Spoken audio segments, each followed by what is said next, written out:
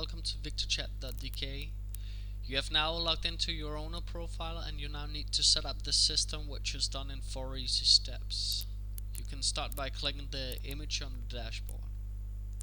As you can see, we now need to set up the first step, which is adding a department. You can either choose to click the Add Department image, or you can choose to click the Add Department in the top menu, or you can choose to click the tab up here.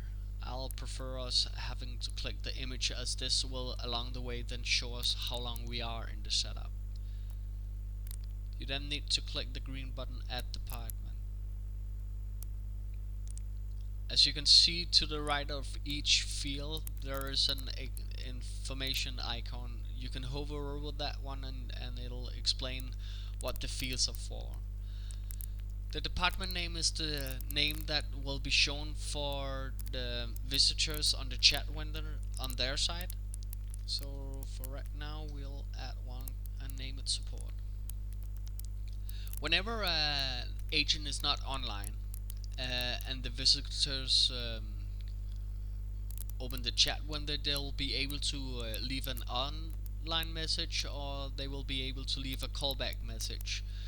This whenever they do this, an email will be sent to the department, and this is the department email that this will be sent to. So we need to set up an department email. Visible for selection. This choice is quite useful if you have second line or third line, or if you just have a department that you do not want the visitors to be able to choose in the chat window. So if you set this one to yes, then the visitor will be able to choose the support department in the chat window. If you choose no, then the support will be hidden in the chat window. Right now we'll choose yes. Online messages and callback messages can be chosen to be deleted after X amount of time if you choose to. We'll choose not to delete anything at this moment. The language tab, this one here you can set the either to Danish or to English. This only means that the starting text in the chat window, the welcome text that is shown at first when the visitors open the chat window, this will either be in Danish or in English. As this is our setup for foreign customers, we'll choose English at this right moment. After you have set up a department, you need to set up an agent, and once again you can click the Add Agent button here. You can click the tab, or as I prefer, click the Getting Started button to the left. As you can now see, the image step 2 is being highlighted, meaning that we are at this point, and you need to click the agent.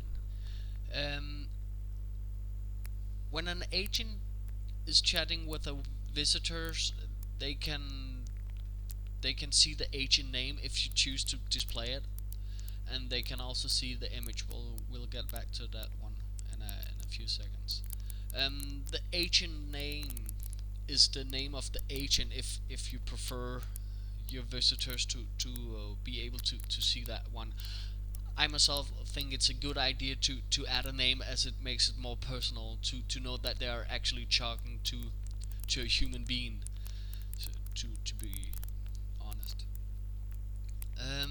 Agent emails. As you know, right now you are on the owner profile, meaning that you can set up the system, you can see the economy, you can see invoices and stuff like that, but you do not want your agents to see this.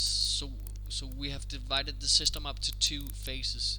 You have the owner phase, which is the one that you are at right now, and then you have the agent panel, which is the panel that the agents will be logged into, where they can chat with the visitors. This agent email needs to be the email that the agent will use every time he or she needs to log into the agent panel. So we'll just create one, and and then we of course need to have a unique password. And as I said, you can choose to set an agent image if you like that one. We'll just use the default one for right now. You have now added a department, you have now added an agent, and you now need to assign the agent to the department. You can either choose to click the assign agent to department, or you can click it here to the left, or as I prefer, click getting started. And then you can see that we're at step 3. The reason why we have done this is because maybe you are not able to set up the system in one stroke. So you might set up the department, the agent, then you might leave for lunch or something like that, and then when you get back you know that you're still at step 3. So the system will remember these steps, meaning that every time you log in, if you have not gone beyond this step will be shown to you. VictorChat is a pretty unique system, meaning that you can set up multi-agents and departments, and you can have one agent support, being an agent for the support department, and being an agent for the second line, third line, and stuff like that departments. So you can basically choose whatever you want each agent to be a part of, meaning that you have the choice to set, in this particular case, Victor to be a part of the support department, and just the support department. If you had 2 departments, if you also had a second line department, you could choose to have him being just a part of the support and also the second line if you want. Click the assign.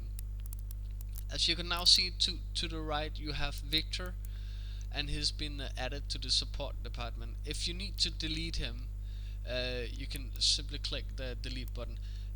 Along the way, if you have more agents and stuff like that, they'll just be shown here below this one. Click the getting started, because now you're at step 4, meaning that you can click this one, and this is the HTML code that you can just click, and then you right click and choose copy. And this is the code that you need to set into your each of the web pages where you want VictorChat to be shown at, or you can set it into the header or the footer or whatever, depending on the system.